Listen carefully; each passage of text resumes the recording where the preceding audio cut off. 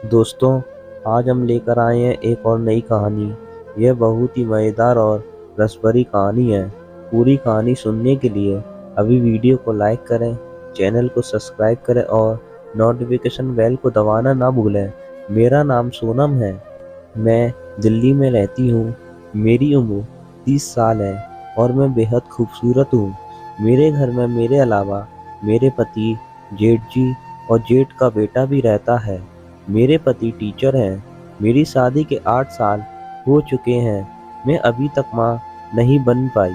पति बच्चे को लेकर ज़्यादा सीरियस नहीं है, लेकिन मैं तो अपनी गोद में बच्चा खिलाना चाहती थी। मेरे भतीजे का नाम राहुल था और उसकी उम्र 24 साल थी। राहुल के पापा यानी कि मेरे जेठ जी मेरे पति से भी ज़्यादा हैंडसम हैं और उनकी उम्र भी मेरे पति से कम लगती है। मैं अपने पति से तंग आ चुकी थी। वह मेरी खुशियों पर जरा भी ध्यान नहीं देते थे। वे हर समय मेरे कामों में कमियां निकालते और हमेशा डांटते रहते थे। अगर मैं कभी उनसे कोई ज़रूरत का सामान मांगती तो वो लेकर नहीं देते थे और रात में दूसरे कमरे में सो जाते थे। इन्हीं बातों को लेकर मेरे पति से मेरा झगड़ा होता रहता था। हमारे झगड़ों के बारे में राहुल और उसके पापा मतलब कि मेरे जेठ जी को भी पता था। राहुल की उस समय कुछ दिनों की छुट्टी चल रही थी। मैंने अपने भतीजे राहुल से अपने मायके जाने की बात की। मेरा मायका भोपाल है। ट्रेन का रिजर्वेशन करा के हम लोग शाम को ट्रेन का इंतजार स्टेशन पर कर रहे थे। राहुल भी मेरे साथ बैठा था। तभी ट्रेन आ गई। हम लोग अपनी सीट पर जाकर बैठ गए। मैं अपनी सीट पर बैठी थी। खिड़की की तरफ जाकर राहुल भी बैठ गया। मेरे बगल में एक आदमी और बैठा था।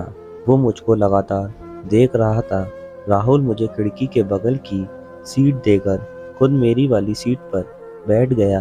रात के लगभग 12 बज गए। सभी लोग चादर ओढ़कर लेट गए थे। उस समय हल्की हल्की ठंड पड़ने लगी थी। मेरे पास एक ही चादर था। मैं चादर ओढ़े बैठी हुई थी। राहुल ने उस दिन हाफ जैकेट पहना हुआ था, जिसकी वजह से उसके हाथ में ठंड लग रही थी। मैंने उसे थोड़ा सा चादर देकर ओढ़ने को कहा। वो मेरे करीब आकर चादर ओढ़ के बैठ गया। पूरी रात ट्रेन में कट गई। अगली सुबह मैं अपने मायके राहुल के साथ पहुंच गई। ट्रेन के सफ़र से लेकर मायके पहुंचने तक मैंने महसूस किया कि राहुल का रवैया कुछ अजीब सा लग रहा था। एक दिन वो मेरे पास आकर बैठ गया और मेरे साथ छेड़छाड़ करने लगा। उसको पता था कि आंटी कि अंकल के साथ ज़्यादा नहीं बनती है, इसलिए उसको लगा था कि वो मुझ पर ट्राई मार सकता है।